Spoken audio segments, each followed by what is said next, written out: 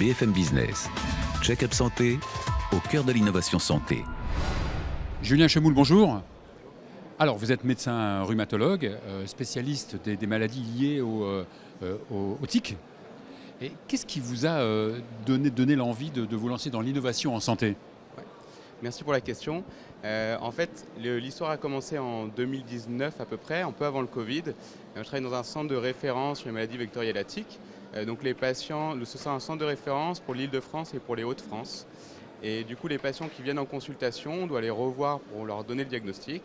Et souvent, ils reviennent, donc ils font un long trajet, parfois 2 heures de train, pour venir chez nous et juste pour qu'on leur dise tout va bien. Donc on a commencé à vouloir instaurer la téléconsultation, qui était donc un bon endroit pour le faire.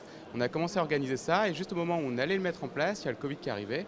Donc comme beaucoup de médecins, j'étais dans les premiers, dans les centres Covid, dans les unités Covid. Et là, on s'est dit avec d'autres que c'était le moment un peu idéal pour faire de la téléconsultation, pour pas que nos patients reviennent en boomerang. Et donc on a commencé à instaurer ça. Moi j'ai proposé ça à la direction et en fait ça a mis beaucoup de temps à être accepté. Et surtout, ce qui s'est passé, c'est qu'au moment où on a mis un outil qui était pourtant assez simple, où le prestataire était d'accord pour nous l'offrir, pour le mettre en place tout de suite, il y a des choses qui n'ont pas fonctionné. C'est-à-dire qu'au moment où on a mis la téléconsultation en place, les médecins se sont plaints de ne pas avoir une interopérabilité avec leur logiciel métier, peut-être de la faute aussi à l'infrastructure de base, quoi. Et les ingénieurs du prestataire, eux, nous demandaient de communiquer avec eux via Slack, qui n'est pas du tout un outil adapté pour les médecins finalement, et l'administration dans tout ça qui ne comprenait pas. Donc finalement quelque chose qui était aussi simple que de la téléconsultation, juste via le fait qu'on avait du mal à communiquer entre nous, n'a pas fonctionné, on n'a pas pu prendre en charge les patients correctement.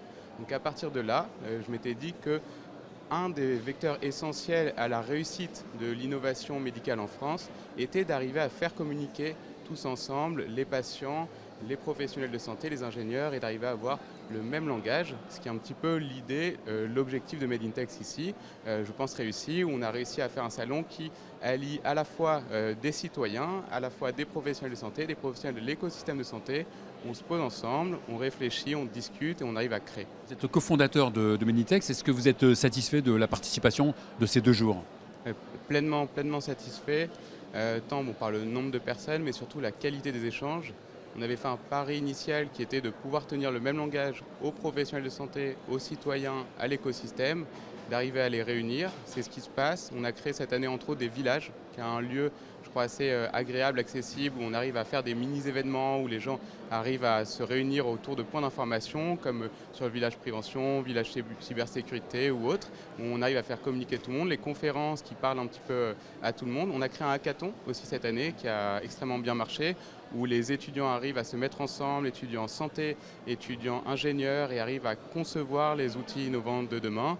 Et puis les ateliers qui fonctionnent très bien. Ce qui est agréable, c'est de voir vraiment le ressenti des gens quand ils sortent et ils disent en fait, et ça c'est hyper intéressant, ils disent on a réussi à créer des liens auxquels on ne s'attendait pas. C'est-à-dire quand on vient dans un salon un peu classique, on sait qu'on va voir tel type de lead, tel type de gens qu'on va rencontrer, et là en fait cet écosystème qui est parfois pas si bien organisé, qui se connaît pas si bien, on a réussi à le fédérer, à le faire se regrouper.